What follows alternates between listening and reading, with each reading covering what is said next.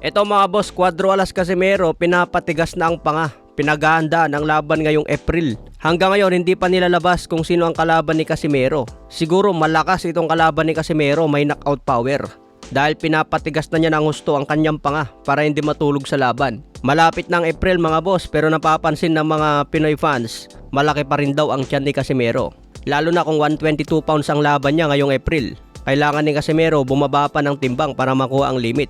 Pero wala pa naman nilabas kung 122 or 126 pounds ang laban niya. Kaya abangan natin ang announcement mga boss. Pero maganda pa rin ang ginagawa ni Casimero ngayon dahil nagte-training na matindi. Sa ibang banda, postpone pala ang laban ni Jimwell Pacquiao mga boss, dapat laban niya bukas. So ayon sa source natin, si Jimwell lang daw ang na-postpone. Pero tuloy pa rin ang event. Kaya tuloy pa rin yung laban ni Kermol Moton bukas. Nag-weigh-in na nga si Moton kanina at okay naman ang timbang.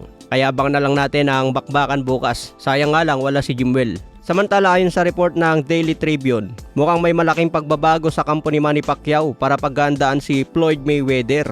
Ayon sa ulat, inaasahan na si Buboy Fernandez umano ang magiging head trainer ni Manny Pacquiao. Maliban na lang kung may pagbabago sa kampo ni Pacman. Matatandaan na inamin ni Manny Pacquiao na kulang ang training niya laban kay Mario Barrios noong July. Kaya ngayon iba na raw ang plano ni Manny Pacquiao, dapat 4 months ang kanyang training. Kailangan na raw ng mas mahabang training camp para kay Pacman dahil sa kanyang edad.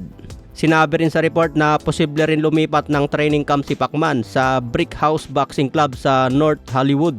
Kaya malaki ang posibilidad na hindi na mag-training si Manny Pacquiao sa wildcard gym ni Coach Freddie Roach. Hindi pa naman binanggit sa report kung si Justin Fortune pa rin ang kanilang conditioning coach. Pero base sa report ng Daily Tribune mga boss, posibleng lumipat na si Manny Pacquiao ng training camp, hindi mag-training sa wildcard gym ni Coach Freddie Roach. Matatandaan kasi noong laban ni Pacman kay Barrios, dapat si Buboy Fernandez ang head coach doon eh. Pero ang nangyari sa mismong laban, si Coach Freddie Roach pa rin ang nasa sentro at nagmukhang assistant na lang si Coach Buboy Fernandez. Kaya may malaking pagbabago talaga ngayon sa preparasyon ni Manny Pacquiao sa rematch kay Floyd. Kaya abangan na lang natin ang matinding bakbakan na yan ngayong September. Siyempre inaasahan mga boss na alyamado pa rin dyan si Floyd Mayweather. Hindi pa nagiging dehado yan si Floyd Mayweather sa pustahan, lalo na dyan sa Las Vegas. Kaya matik na agad, dehado dyan si Manny Pacquiao. Kaya maganda tumaya kay Pacman mga boss dahil dehado. Pero mahirap manalo, lalo na isang Floyd Mayweather yan mga boss. Sa ibang banda ayon sa survey, mas gusto ng maraming fans na makita ang laban ni Ryan Garcia versus Devin Haney. 63% nga itong mga boss, mataas kumpara kay Shakur Stevenson. Meron kasing history si Ryan at Devin Haney. Meron silang unfinished business.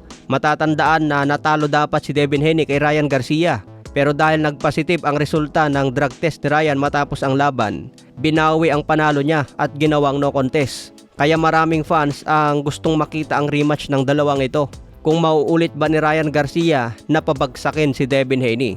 Kaya kabang-abang pa rin ang rematch na ito dahil unification fight ng WBC and WBO belt. Matinding bakbakan sa welterweight division.